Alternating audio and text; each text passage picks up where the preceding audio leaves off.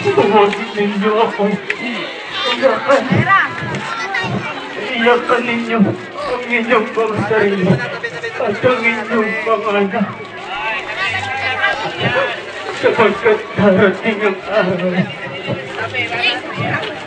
na sasabihin ng mga tao, mapapalat ang mga baog at ang mga sinapupunan na hindi nagbunga.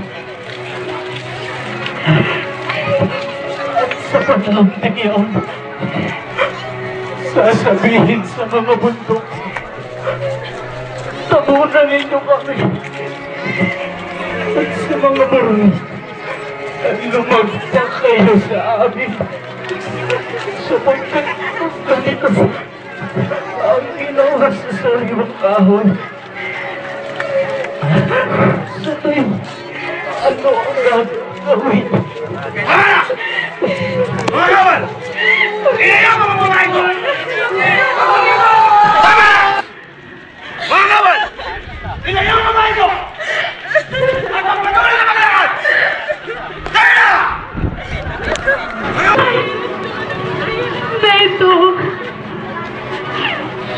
Ang tubuan mong mukha!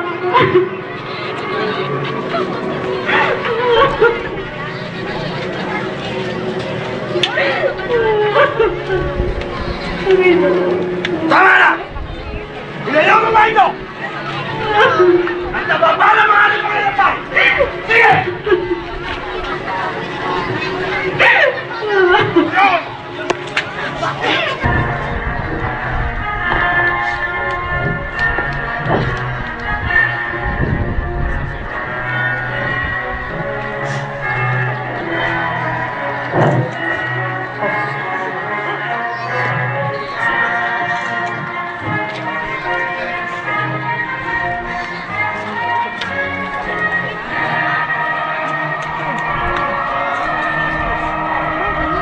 Hey!